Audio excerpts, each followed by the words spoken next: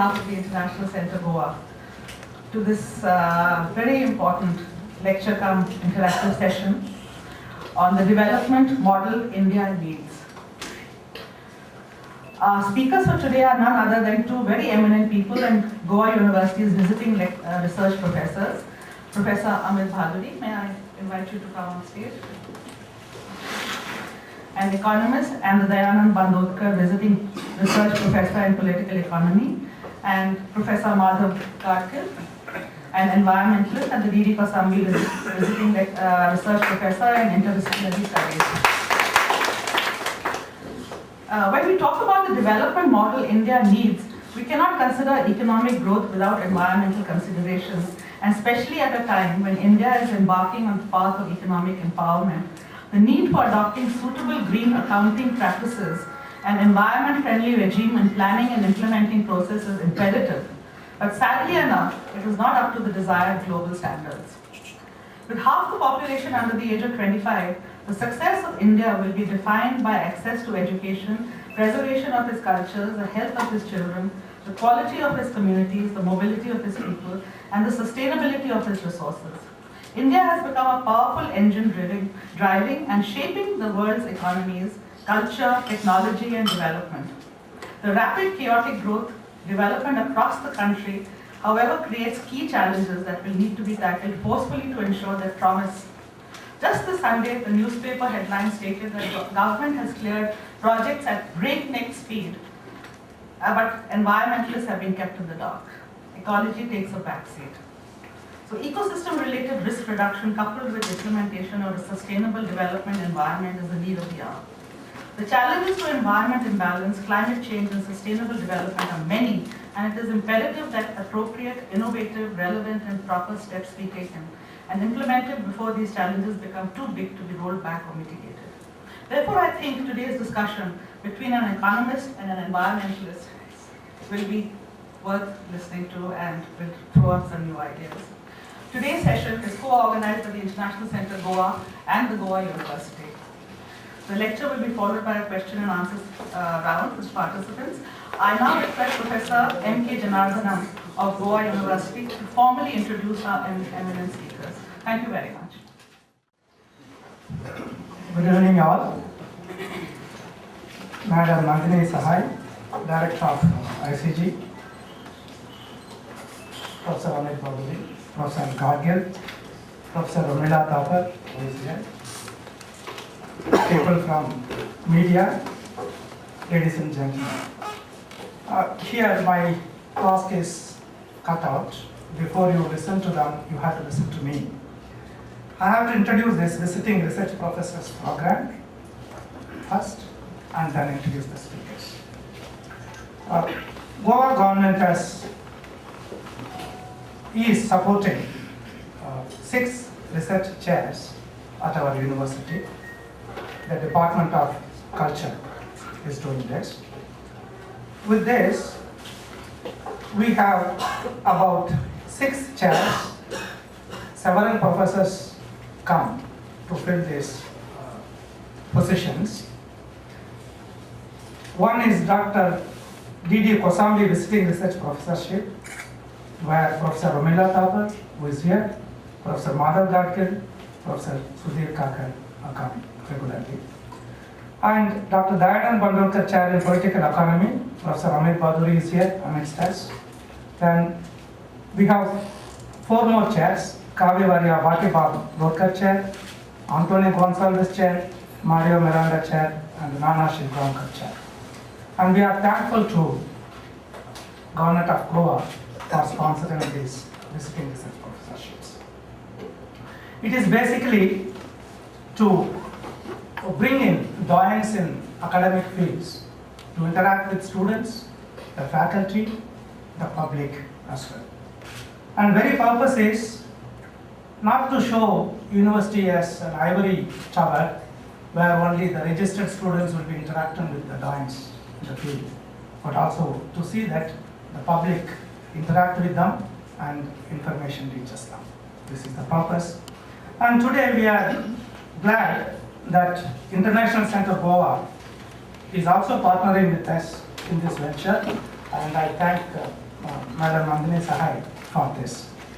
With this few words about Visiting Research Professors Program, let me introduce two eminent academicians who are amidst us today. Professor Amit Baduri obtained his degree in economics from the universities of Calcutta and Cambridge, and received his PhD from Cambridge University. He was awarded Stevenson Prize for the best piece of research at the university in 1966. He was extended the honorary life fellowship of the Center for Development Studies, Trivandrum, in 1974. He was given the ICSSR Prize in recognition of his original work in economics. There are some beside along the biodata. Of course, author of several research papers and books, and I present you here Professor Amit Baduri. And in the same light, let me introduce Professor MADHAV GADGIL. Of course, most of you requires the introduction because it's a household name both in Goa and along the Western Ghats. But as an academician, he has established the Center for Ecological Sciences at Bangalore, which is in the forefront of ecological research, actually interfacing with various social and economics of the country. And he is also recipient of several awards, including Padma Shri and Padma Bhushan, and recipient of Swanti Swarup Bhatnagar Award for his contribution in science. Of course, many more awards. I heed to the request, and so I stop here. And so let us welcome both the doyens in the field for today's discussion with. And as Madam Sahai said, today's discussion will be on development model India needs. And initially, both the professors will be, first Professor Amit Baduri, followed by Professor GADGIL, and then it will be open for public for discussion. Sir. Well, we are meeting for something about which I think supposedly a bit of the last election was fought, on which all political parties talked about growth. And, particularly the current Prime Minister Modi went to town literally. I heard his election campaign a little bit in Benares, and actually there was whatever the BJP and the RSS and the parent organizations are, most of the talk was about growth, or his idea of growth, and what all the marvelous things he had done for Gujarat, and the others were also talking about the same set of things. So I thought, as citizens of this country, we should know, or we should form our informed opinion about which part of this idea of growth we agree and which part of this idea of growth we do not agree. And I wish to be as plain and straightforward as possible, with essentially saying what goes wrong, without platitudes, and where we should actually change, start again, or whatever it is. So let me start from the very quickly. As you all know, during the last government, the Manmohan Singh government, India actually maintained a growth rate somewhere between 7 and 8%, except for the last 2-3 years. The reason why the growth rate came down is another matter, but most of them, on an average, it was a 7-8% growth. India maintained a growth of output of 8%. India maintained a growth of employment, regular employment, at 1%. If you look at the earlier period, the so-called Nehru period, or till about the early mid, including the Indira Gandhi period and so on and so forth, whatever its other pluses and minuses, it was joked that it had a Hindu growth rate of 3 or 4%, but it had an employment growth rate which was exactly the double, 2%. So now we have an 8% growth with 1% growth of employment. Then we had a growth of about half, 4% growth, with double the growth in employment. something basically changed in the growth model, and it changed during the the Manmohan Singh period, that 10 years, also before that the BJP government, but something from about mid-1990s, which we usually call liberalization, using various sorts of names, employment growth came down drastically in India. The first thing which I think as concerned citizens we have to understand, that when somebody says that we'll create, in every part of India, every part there is an election, they say we'll create so many jobs and very little happens. First thing we have to realize is why jobs are not created. And why is it that people say growth, and if you have growth, you will have jobs created? You see, people say jobs will be created because people say jobs will be created because, rather politicians say jobs will be created and growth, because the assumption is, the presumption is that if we have higher growth, some of the benefits will go down to the people, and there are two catches in this, and you don't have to do economics to see these catches. The first catch is, even if you produce goods, if people do not have the money, obviously it doesn't, they cannot buy those goods, and sooner or later they might not even produce. So, and if people do not have jobs, it's difficult. This is the first thing. So, the growth without jobs is really very difficult to think of sustaining.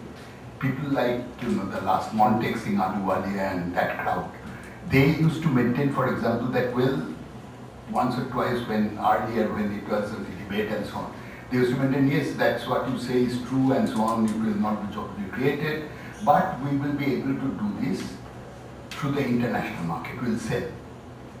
Now, the record of the last so many years, actually the entire period, is we actually sold, our exports increased, but our imports increased much more. So we continue to be in a deficit, and if you see a foreign exchange, good foreign exchange position, is because foreigners put their money because of high interest rate, shares and so on, not because of really producing goods in India and so on. And it is this which makes it comfortable for us today to, take out money when we go abroad and for business to, So actually, on both in terms of the external market and in terms of the internal market, we actually have increased output, but we have not created growth, and we have not created employment. And this is where is the background against which I want to say three very important things before we go to the ultimate, that growth, kind of growth we need and the kind of growth we can easily get. The one will follow from the other. You see, the growth of employment is so low, so limited, or just 20% and so on. And this is also true in China. The same sort of pattern has set in. For a simple reason, because this growth is led by big business, or what we call largely corporate houses. I will not give any more statistics, but because of large corporate houses. Now, corporate houses are told that you should compete abroad. International competitiveness, which means three things. First, it means you cannot internationally compete unless you have standardized goods. And India had some very good articles, good products in some ways, but it was not standardized. And this is very much unlike the sort of mass production of Europe and so on. So standardization basically means that you have to have modern technology. Second thing is the modern technology is also an easiest way of increasing output per worker. Notice, output per worker, but not employment. You can make the same person produce 3 times, 4 times more and still have the, cut down employment. As a matter of fact, each and every, I will not give the statistics, but if you look at each and every large corporate house, they have cut down their employment and they have increased their output twice, 3 times, 4 times in the last 15, 20 years. My favorite example is the Tata Steel. it increased their output almost 5 times, reduced employment to about half.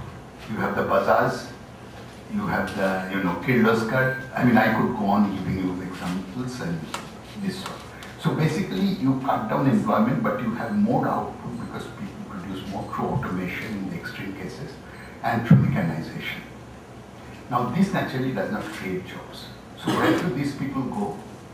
These people can only go to the unorganized sector. I'll come to this. The second reason why employment, so this kind of, if you have large business leading to increasing your output, you don't have a chance. You don't have a chance of creating large employment, and this is just bogus. The first political bluff is to say that, whoever gives it, that we will get foreign investment, we will get large business to invest, and we will create jobs. Yes, for some people it will create jobs. The more, English educated, this, that, and so on. But it will not generally solve or make a dent into India's very serious unemployment problem. First, corporates are not the solution. The second thing is, along with this, you have 2 other things which has made this problem very serious. And I am afraid this government is already beginning to show outside environment, outside everything else. Every time I open the TV and hear, is the chap, Arun Jaitley and others, you see the same thing is being repeated, but now in a slightly different way. Basically what they are saying is that we will let the private sector do the talking, as they say. That is, the private sector will basically provide health, education. Have you seen they are saying that, the education will improve the corporation schools? Have you seen that saying that we will, create much more primary health centers in the villages, which you used to hear earlier, but they have actually gone out of discussion. Why? Partly because it creates space for corporations, but partly who pays for this? Private sector does not pay. Government is withdrawn. It is the poorest people of this country who pay. The largest democracy with the largest number of poor people, as I say, actually we are moving towards a case where education, health, basic security, social security of all sorts for old age, this, that, and so on. All of these are basically being left out. And this is supposed to provide you money for development and growth, whatever that means. So no employment, no safety net of that sort. Where if you don't have employment, you cannot compare it with West Europe and so on, not only in terms of per capita income, but you don't have that kind of, if you are unemployed, what benefit you get. Unemployed here means that you either depend on the family, and if you don't have the family, you go to hell. That's what it basically means. The third thing, and which is where it fixes with environment, mixes with environment directly in this country. The third thing is, in addition to this, a new thing has come in a very big way. It was there earlier. Partly we were not aware, and partly it is something that we thought that development basically meant huge dams, huge, so on and so forth, from Botany onwards. But actually, this is now very largely an essential part of developmental politics. Realize I am not using the word developmental economics, developmental politics. Why? Because you increase, not only you don't solve people's employment problem and so on, but you actually have a direct assault on people's livelihood run by taking away land directly, indirectly for big cities in various ways.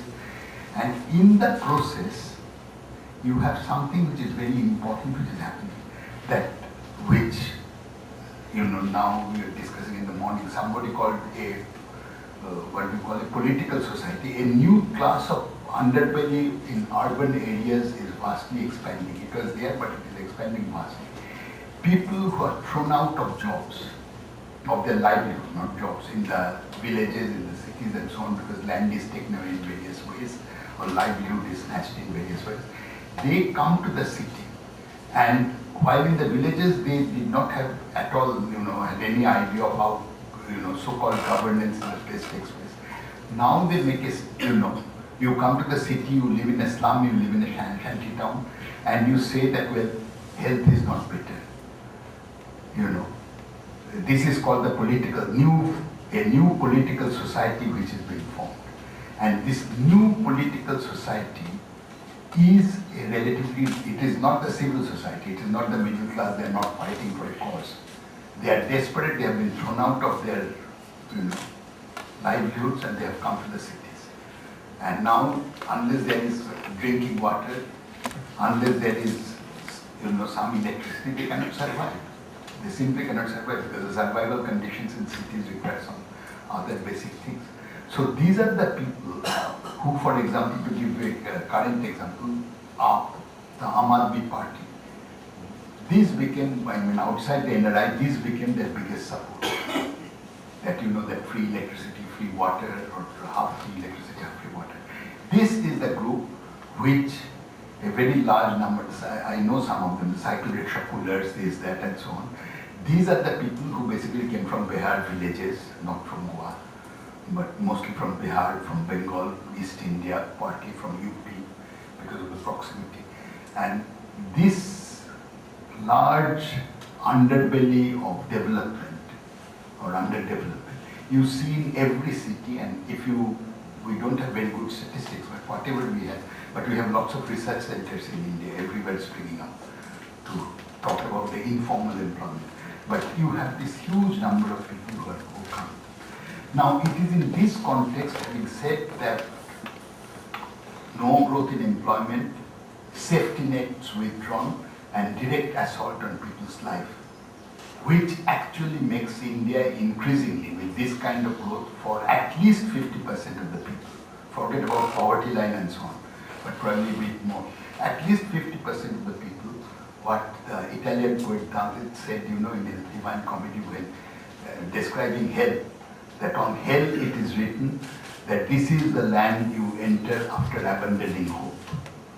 And this is exactly what happens if you have less and less chance of employment or anything else. You enter this land abandoning hope. If you belong to that 50-60% who don't know English, who are in the villages, so on and so forth, it is Dante's hell. And it is a real hell the more this kind of growth takes place. The solution to this, I would not say the solution, but at least we have to, we have no choice. I think this cannot go in not only for environmental reasons. I think it is something which really is a dead end. It is a dead end, but it will continue because our political system in the process has been sufficiently crooked to make this possible. When you take away the land, when you took away the Bhakra land, it did not become a large fundraiser for the Congress party. But today when you take away this land for various cases, not only the coal scam, which was in today's paper again, or the 2G scam, which is both a personal corruption, but it is also a huge source of party funds, electoral party funds. This gives money to the parties, the parties use this, and you are sufficiently able to disconnect the democracy from the people increasingly. I would not go into this more, we can talk about Indian democracy a little bit later. I originally suggested the name, the development model Indian democracy needs, but it was said that it would be simpler to call it India needs. So, given that political system is sufficiently crooked and disconnected increasingly from the people who, as I said, the hopeless people who have entered this land, I think we have to find a way out. And the way out, I suggest three things, and then I'll give back to MADHAV in a minute. I have already almost exceeded what I wanted to speak. The first thing we need, I think it's absolutely essential, is to come back. I would not talk about public, private sector and so on. I think these are largely false debates. But the real thing is, we should not give the slogan of international competitiveness and justify everything in the name of international competitiveness. Rather than given the international situation is also sufficiently depressed in 2008 and the financial crisis, we should actually try to redirect emphasis from the international to the domestic market, much more, both as for consumption and for investment. And this was one of the biggest deliberate or otherwise mistakes of the UPA government, and I mean from every pronouncement which I see, this is also going to be the mistake of this government. This is the first thing which must be changed, that we direct towards the domestic market rather than the international market. The second thing which we need to do, because of the shortage of time I would do this, and going to the domestic market, and many of the, if you want to keep the corporations and so on, we are not giving a revolutionary agenda or a very transformative politics, but even within all the limits of the existing system, even if you want to give the subsidies, which is an enormous amount to the corporations, give it, but force them to produce for the country, force them to produce bicycles rather than motor cars, force them to make pavements, force them to hospitals to really treat patients in the way patients should be treated in a hospital, more beds and so on. These are not difficult. So India gives 3 times more subsidies today to the corporations than it gives to all the poor. You might hear about, the food security bill, you might hear about the employment guarantee scheme, so on and so forth. But all together, I did the calculation, all together it adds up to slightly over $2 trillion, 10 to the power 12, $2 trillion, lakh crores, 2 lakh crore dollars, I mean rupees. If you look at the tax breaks which the corporations get, and I'm not taking the scams, leave out the scams, which already is already $3 trillion, the 2 scams, roughly speaking, the 2G and the Colgate, according to that. But even if you leave that out, corporations directly get a subsidy through tax breaks and so on, which is 3 times more, close to $6 million, 5.8. So one is slightly over 2.1, other is 5.8. So even though rather than talking about subsidies should be reduced and all the things with the pundits say on the TV, you simply do something. You say that if we want to, we'll give you the investment climate, incentives, but you have to produce for the domestic market. And for production of the domestic market is far less intensive in terms of natural resources. Bicycles are far less intensive in terms of natural resources. This is one way of being investment and environment friendly. You will require far less water anyway. This is so the first thing is domestic market and turning all sorts of business as far as possible to fiscal and monetary and other incentives towards the domestic market. Number 2 is, I think you have to basically do not the incentive, sorry, you have to go from when you come to the domestic market, you have to also make sure, which I think MADHAV, Professor GADGIL will talk much more about the, what goes under the sort of much misused name decentralization. I think simply we have to give power to the local bodies everywhere, not only in Goa, but everywhere local bodies to a large extent to do very simply, and we have to start from not slogans, but from a very simple change, and that is fiscal autonomy, maybe of a small time, amount to the Gram Sabhas or whatever the corresponding, the lowest level of local body. And my biggest argument is a sort of semi-mathematical one.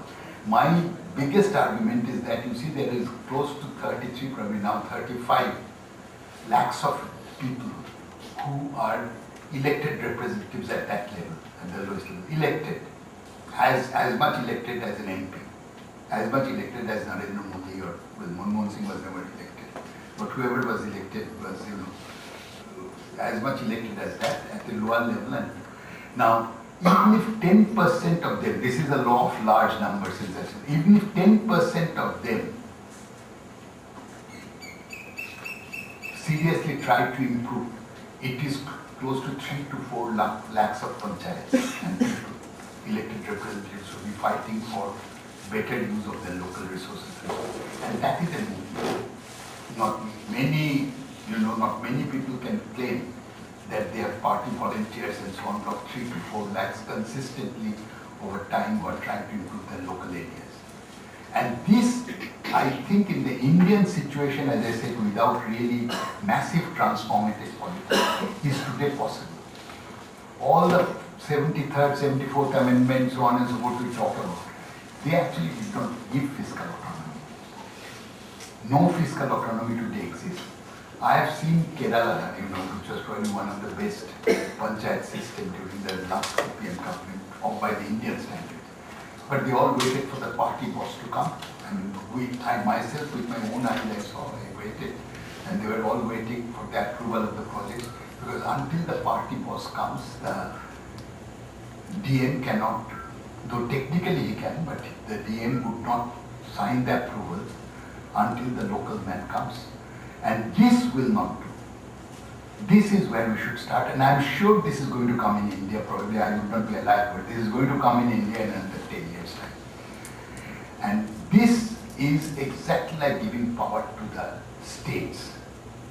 The more you become aware of your power, the more we are able to shout and make the panchayats everywhere in India aware of their power. They will get the power at that level over the politicians' heads. They cannot be stopped. I mean, this is the only optimistic, I'm not a great optimist, but this is the only optimistic thing. I'm sure it is going to go exactly in the way. But there are only 28, now probably 29 states. But this is close to 35 to 36 lakhs of people. So 10-12% of them is a broad movement across many parts of India. And it is possible. It is certainly possible. And this is where we all have our small role to shout and shout and shout that this must be done. Fiscal autonomy to the local bodies, and you can also create accountability through, but I would not go into it through that system. It is a third element and a dramatic, which I am often asked, and Madhav told me, what about against the argument in the morning when we were discussing Chidambaram's famous argument? I want to privatize, I don't want to give it through public distribution system and so on, because it is so corrupt from Rajiv Gandhi's time, and you hear it all the time. I mean, the typical corporate ideologues would say that this is so corrupt. It is true. It is not untrue that the public sector is extremely inefficient. I mean, you look at the Food Corporation of India and the food wasted every year. It's horrendous. I mean, they should. But you see, there is one simple way in which you can start improving the design. There is also a sort of game theory kind of design which is possible, but the design is very simple. It is called the design of lotteries. Basically, it's the design of lotteries. There are many variations, but the simplest common sense one is this. Whoever takes the decision, you tell him that you must be using that decision. I mean, I was in Scandinavia for some time. I used to go regularly and so on as a professor. Now, I have seen the Prime Minister, by law, because he was the Prime Minister, had to travel by the local transport. This Brundtland, I think she was the Prime Minister, this lady at that time when I first went. Actually, somebody showed it from my room in Oslo that, this is our Prime Minister. She was waiting for a tram. It was winter, but many people take the tram, and she was also taking the tram to go to her office close by. Now, you make a Manmohan Singh, a Modi, or here or everywhere travel by public transport. You make them send their children to the same school. I will see why the delivery system, which is said to be so inefficient and so on, does not improve. I mean, it's not all. But again, this is something which we can start. Again, we should say that, don't talk about 8% growth, don't talk about overtaking China or falling behind China. Simply do these things. Have a kind of system where every important public servant should travel use public means and without any VIP privilege. You have a decentralized fiscal system and you give subsidies if you have to large business, but for the domestic market, and telling goods which are for the poor and which will improve the poor. And I will see why even with a much lower growth rate, India should not do better. And the slogan should be that we want very high employment and growth should be the outcome of this. I mean, if we have India with more or less near full employment, growth and employment is the outcome rather than, employment with growth as the outcome rather than growth with employment as the outcome. Invert the causation. And if we can just focus on this, because a bigger program is always needless, if we can focus on this sort of a rather pointed, limited program, I think we would have begun on the kind of stuff, the kind of development which this country needs. Thank you. I will be brief, and I am trained as a field ecologist, so I go and see what happens on the ground and talk about it, and I would like to talk about a few concrete examples. As Amit said, I think one of our problems now, what we are seeing getting into more and more serious situation is the fact that this model of development through growth, as Amit characterized it, is leading to destruction of livelihoods of people. And one concrete example which we discussed at some length in the Western Ghat Ecology Expert Panel was the chemical industry complex in Ratnagiri at a place called Lote. That the claim is that it has created employment. Some 11,000 people have been given jobs in the chemical industry complex. Fair enough. But there is a tremendous amount of discontent about this complex, and we look in some detail, spend some days at why there seems to be this discontent.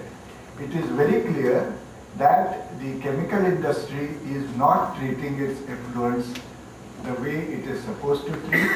The level of pollutants in the discharges are far in excess of what is permitted by our pollution control laws. That is poisoning the Vashishti river, which was highly productive of fish and shellfish, and it has led to a serious decline in the livelihood opportunities for people dependent on fishing. There is no record at all of how many people have suffered because of this pollution, but the local fishing community with fairly concrete data, which of course in an informal fashion they have put together, say that some 20,000 people have lost employment. So the claim that this particular industrial complex has led to development, so to say, of the type which is being prospered, has helped employment is simply perhaps quite bogus. That it has actually destroyed employment far more than it has created employment. But it has done many other things. I mean, it is not just a question of jobless growth, but it is a lawless growth. Because now it is, 25 years since this complex is operating, and there has been no action whatsoever taken against this consistently illegal levels of pollution by the industry. A local small committee was set up to look into the pollution problem of the local citizens. Amongst other things, they pointed out in their first meeting that it is not just surface waters, but they gave specific information on 3 of these industries had dug deep bore wells and they were pumping their worst, most toxic polluting material into the groundwater.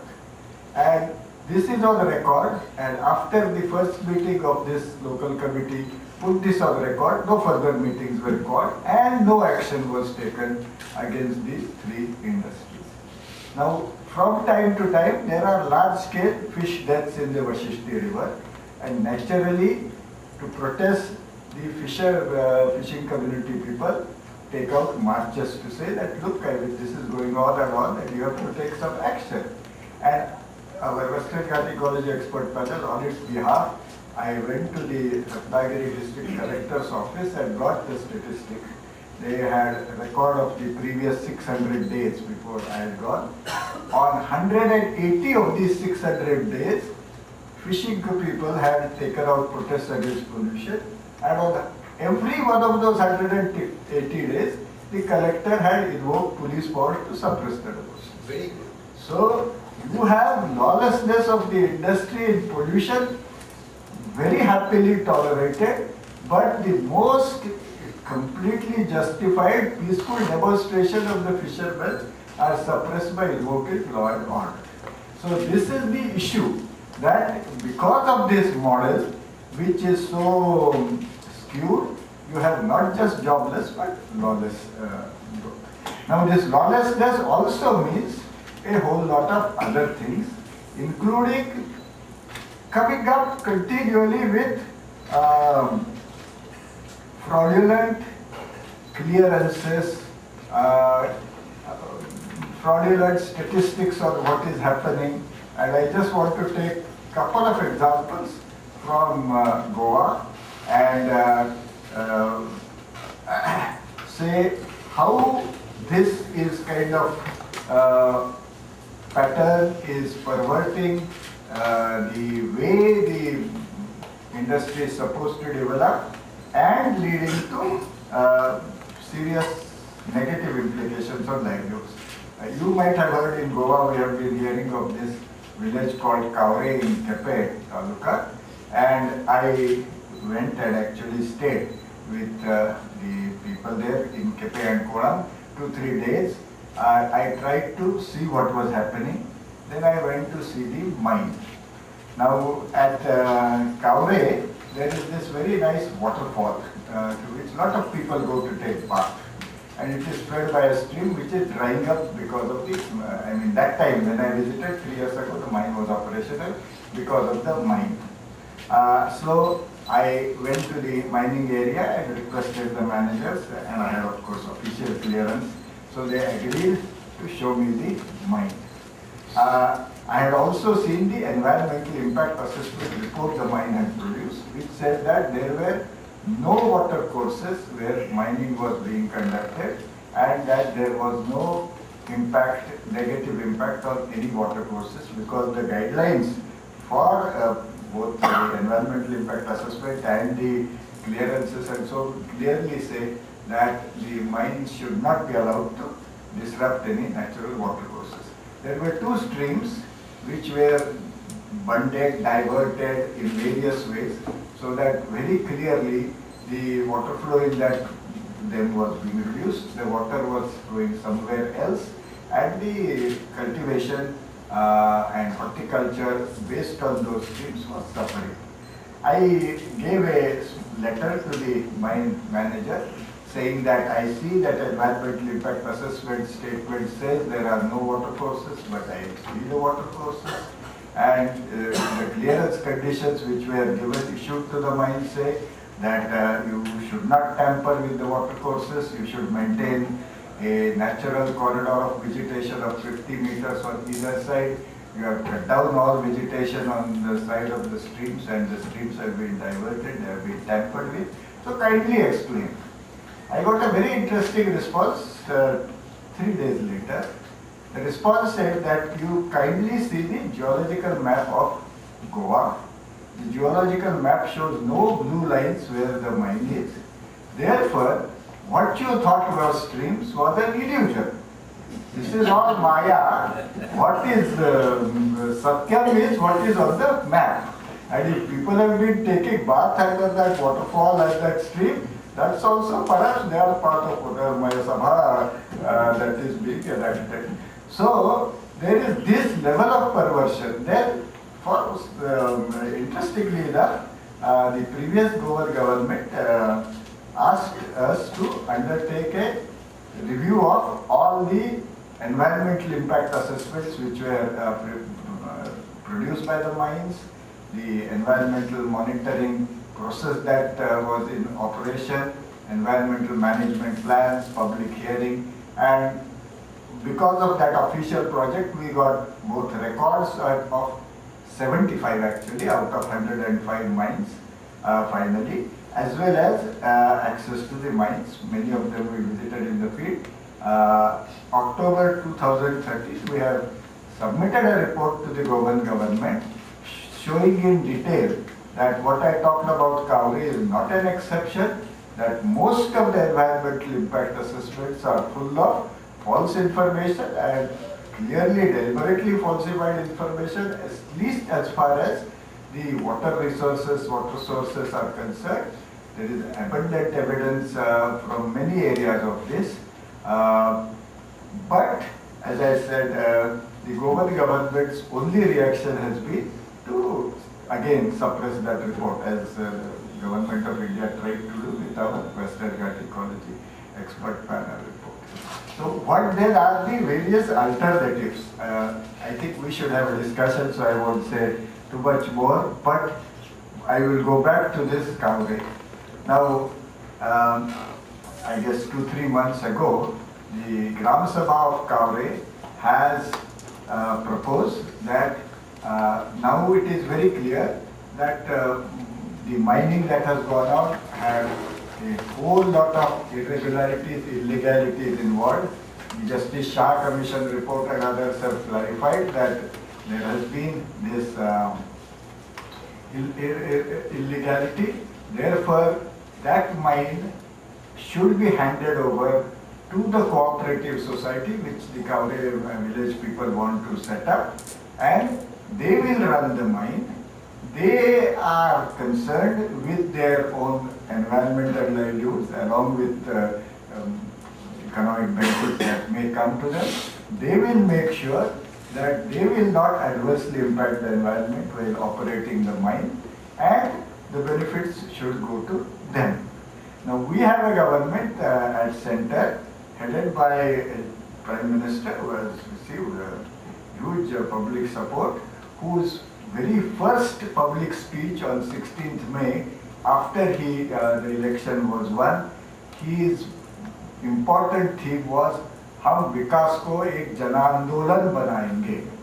Now if you are making it a janandolan, then what would be better than to come forward for the BJP government of Goa also and embrace this proposal of the Kauri village, that they will, as a janandolan, let them begin to actually operate the mines in an environmentally sound fashion, and this whole issue of where the fact, as Amit has been saying, that none of the benefits of this growth are genuinely going down to the bulk of the people, you would have taken some very concrete, specific step in making sure that the villagers of Kauri have so far been only suffering from adverse impacts of mining.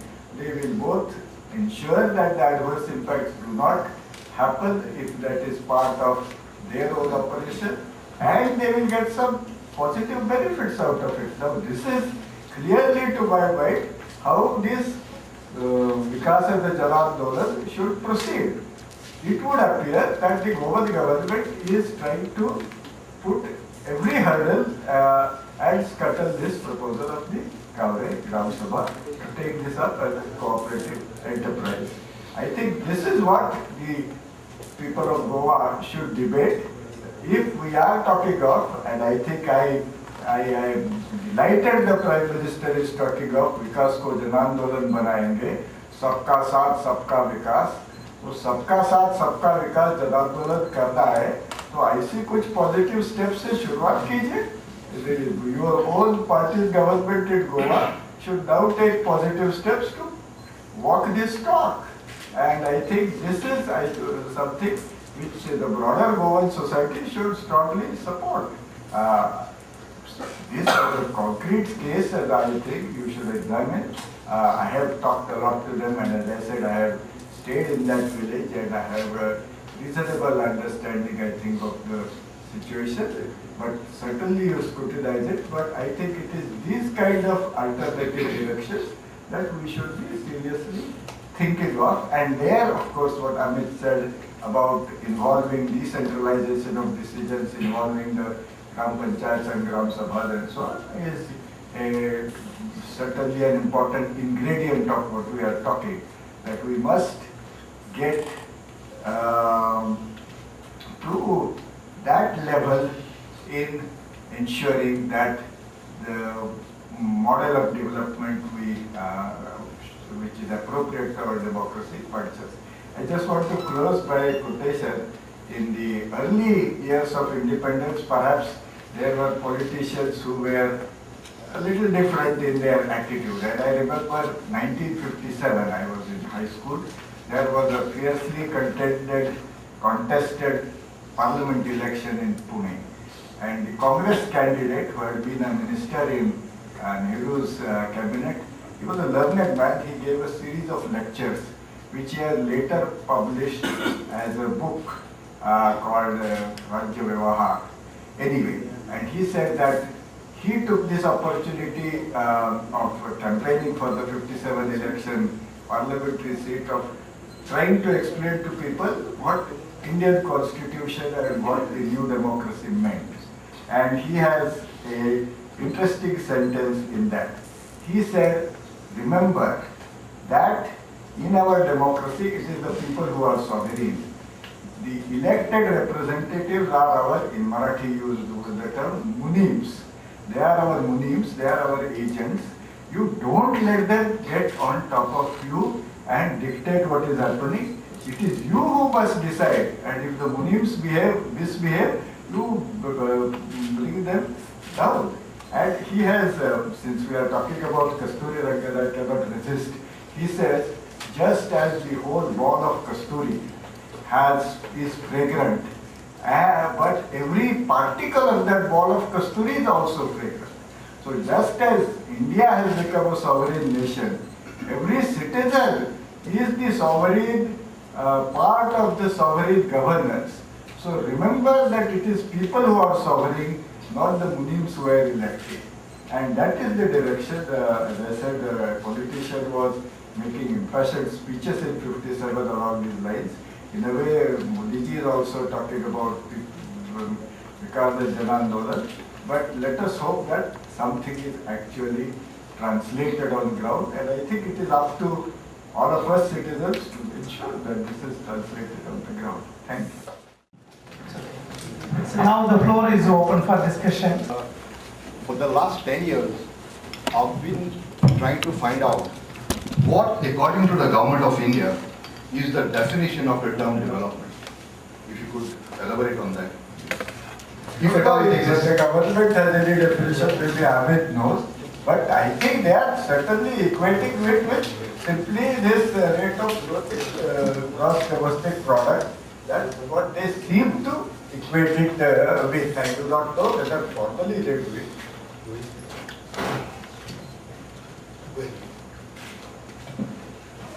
I don't think development after independence was defined in a certain way, that we must catch up with, an independent country, heavy industrialization, the so-called Soviet model of how quickly to become. These were never worked out, but these were parts of the plan documents and so on and so forth. But I think, you must remember, my favorite answer to this kind of question is language is a trap. Development, like religion, like so many other things, is you can define it in your way. Today, whatever people say, it is defined by two basic parameters: growth rate and how much you have liberalized. You must have a say on the natural resources, and this is how it is talked about. Follow it or not is too abstract a question. I don't think there is anybody, it is not only India, but... Question is to Professor Amit Madhuri. Sir, as you mentioned, there is a underbelly. The new class is growing in the suburbs, in urban cities, and that is flocking to the metropolis, and which is deprived of a livelihood.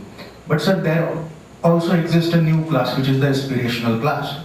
And if you decode the mandate 2014, this has happened.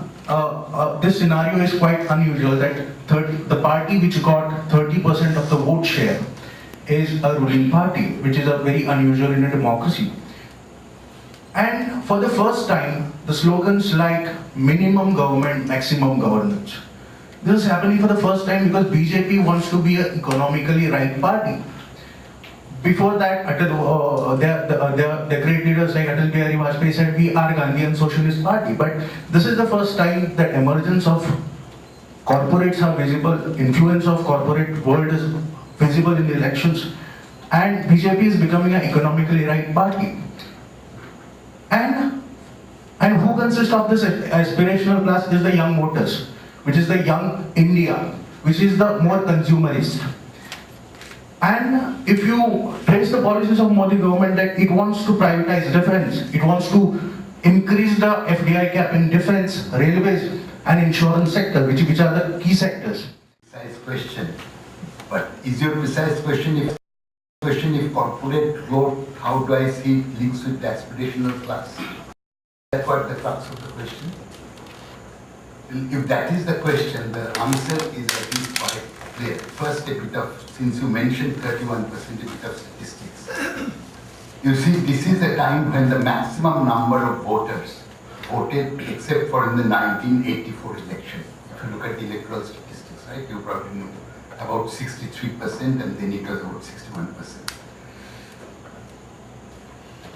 The BJP as a single party, which got the majority, got 31% of the 60% of the votes, but only 60% of the people voted. So if you do the arithmetic, less than 21% of Indian potential voters, if you take the whole Indian voters, about 1 in 5 voted for. I think there's a real change, and where the Indian democracy is actually moving towards an oligarchic democracy. I mean, if it's a contradiction in term oligarchic democracy or democracy emptied of its content, is actually in the electoral funding. The two-way process, the two-way representation between corporations giving money to whoever is in power, from Congress to CPM, BJP included, everybody gets a cut, and everybody is in the game of getting this money and putting a barrier to the electoral process unless you have several money, and throwing the return in favor. The convergence of political ideologies, this is one of the big bases of this. Legally it will go through. The Supreme Court will not strike it down. So we have come to an end now. I'm sorry we don't have time to pull on further. So on behalf of Goa University and the International Center Goa, let me thank both the professors for the excellent interactive session which they have given us, and all the participants here, including the media. Thank you all for this wonderful discussion. And both the professors are available for a couple of days if any one of you would like to interact with them. Certainly we can seek the appointment. Let us see how we can proceed further. And thank you all. Thank you, professors, for wonderful evening. Thank you.